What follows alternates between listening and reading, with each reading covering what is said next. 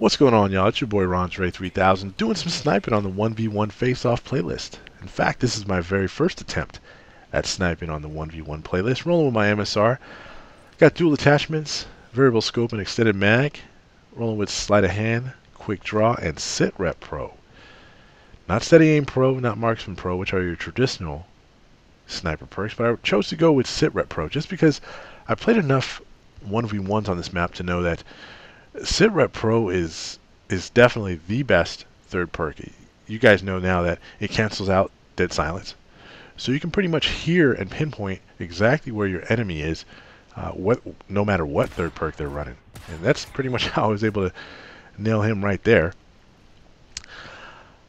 Not going to get too much into the gameplay. I will say that it starts off really well, and I start to get a little cocky, and that leads to some sloppy gameplay on my part, but I'm able to resurrect and pull out a win here, and makes for some entertaining gameplay.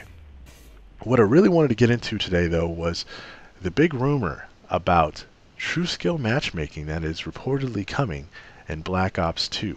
Now, you can imagine this has quite a few YouTubers a little nervous. You guys know that we make, well, some people make their living, but the majority of our gameplay comes because we're matched up against players with less skill than we have. That's how we can make this gameplay look entertaining. We're quote unquote poning the noobs.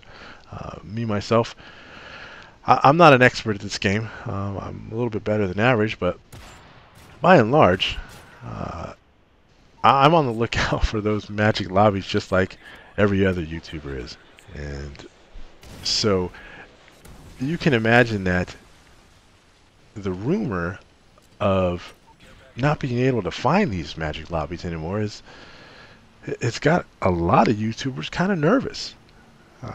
Just imagine that if every lobby you were put into, the guys or girls had around the same KDs as you did, around the same score per minute, so that every match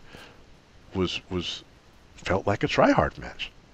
I don't know about you, but I'm not looking forward to something like that. There are times when I just want to run around and shoot people.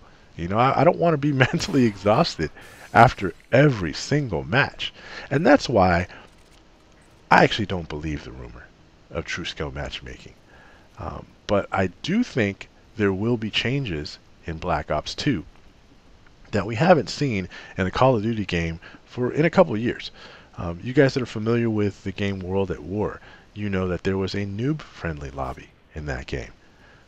There was a lobby, or I'm sorry, a playlist in World at War in which if you were level 0 through, I think it was either 12 or 10, I could be wrong.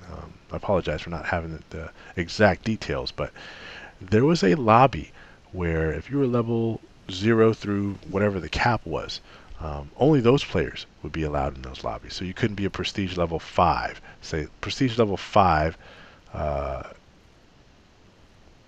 level 46 or something like that, and play in that lobby. You couldn't go in there and get your YouTube gameplay. You know what I mean? You couldn't go in there and get dogs 7 times in one match because everybody else in the lobby, you know, had no perks or, you know, whatnot, didn't know how to play the game.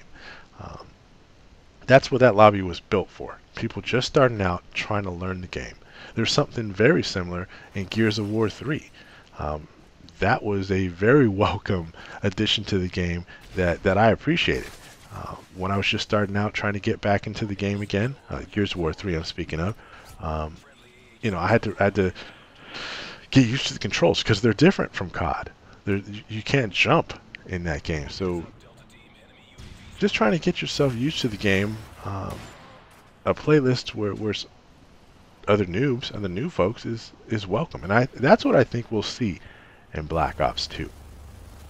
We also have already confirmed that there will be a combat training, but I think as anyone who spent any time in combat training will tell you, combat training and live multiplayer gameplay against living, breathing, thinking people is a lot different. One change or one thing I also think we'll see in Black Ops 2 is a competition-like playlist. You guys all know that David Vonderhaar is a big proponent of competitive level gameplay, so I think something like a competition playlist will make its return in Black Ops 2. A lot of the better players chose to hang out there and develop strats and whatnot. And I myself enjoyed it, just kind of get a break from regular multiplayer. One thing I'll also think we'll see is a veteran playlist.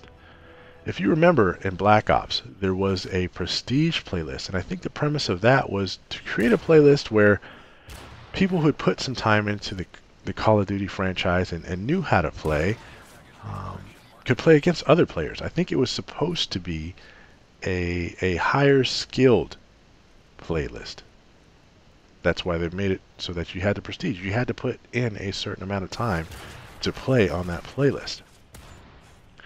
Now, prestiging